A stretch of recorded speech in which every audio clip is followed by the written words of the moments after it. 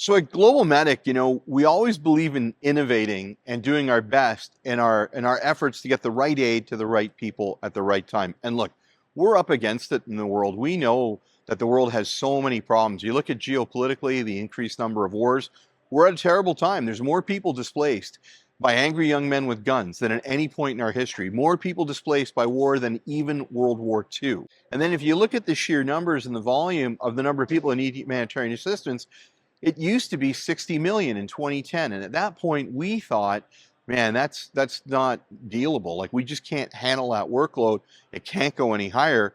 Well, this year, 2025, it's 360 million. Like, it's an incredible 600% increase. So the problem is there's so much more need in the world, and there's so many more people that need our help. And then you add to that climate change, right?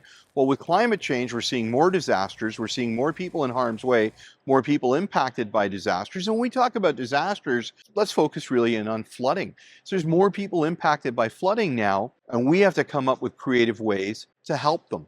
And that's why I'm here at Zeal Motors looking at the fat truck. I mean, look at them. There's like 3 amazing units behind me. And if we turn the camera around, there's literally dozens of bodies of fat trucks being assembled. This is their actual factory. Now, let me tell you why I'm here, and then we'll talk a little bit about Zeal Motors and fat trucks. So we think that when people are flooded, we've got to get to them and then rescue them, right? So an amphibious rescue unit like these beasts is what we've now procured, and we're training on and drilling on to deploy into those urban flood settings.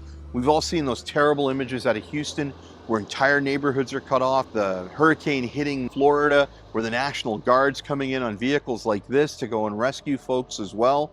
Well, if that happens in Canada, especially in Ontario, we want to be ready to deploy and respond and either deliver aid to those folks so they can stay up safe on high ground till the waters recede, or bring them to safety. Now, beyond just the flooding, we can use vehicles like this to reach people affected by heavy snow. When it's 150 centimeters of snow and entire neighborhoods are cut off and grandma breaks her hip, I can't get there and rescue her on a snowmobile. I need units like this. That's why it's so important. If we need to take hydro workers far into the field to restore hydro lines because an ice storm brought down the lines and that's what's going to save the town, fine. And if we can develop wildland firefighting capacity using specialty vehicles like this so we can get in and put the fires out quicker, wouldn't that be amazing? So that's why we're here at this factory, to learn and train on these vehicles. Now, it's neat because 4 of our members, then plus me, so 5 of us are in, and we're getting specialty training. Our friend from Fat Truck, Amin, has been showing us around. He's been so kind to us. He's shown us around his factory, and he's super stoked about working here and, actually being a co-founder of this company. Like, anytime he talks about why his product is better and why it's superior and why it's amazing, you can literally see the passion in him presenting it, because he's a true believer. He's like, built this. In fact, he was telling me he turned the first wrench on the first motor. Like, it's an incredible story. And it's a story of him and his friends Max and Ben, who came out of Bombardier, a Canadian success story of a company, when they had this idea of delivering a product like this and then developing a company around the world. Like, look, they started in 18, built their first prototype in 19, and now they're an incredible success story. They've got 50 employees. I think they want to get to 54. This is a huge factory. It's beautiful.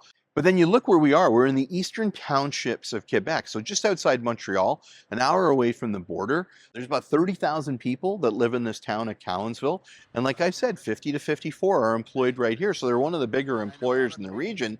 It's another thing that's important to us at GlobalMedic. We want to be spending our money buying Canadian-made product. So to be able to buy a product made here in Quebec that employs people, helps the economy, and then helps us as rescuers, like, that's phenomenal.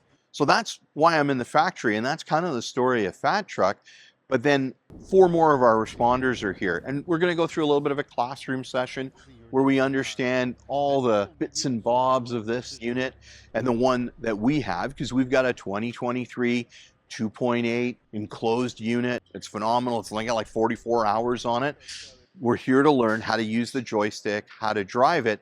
And then when we're done the classroom session, we're going to be out in the Fat Truck training on it, going into the fields, going uphill, going downhill, going into the water, learning to climb on it, just to be able to simulate the scenarios that we're going to actually use it in. So to summarize this entire program, it's critical for us because we know more people will need our help. And we know we want to innovate by using vehicles like this to go and rescue them or get them the help. And then to be able to deploy Canadian rescuers from a Canadian agency to help Canadians impacted by crisis in a vehicle made in Canada, I mean, that's just the most incredible thing.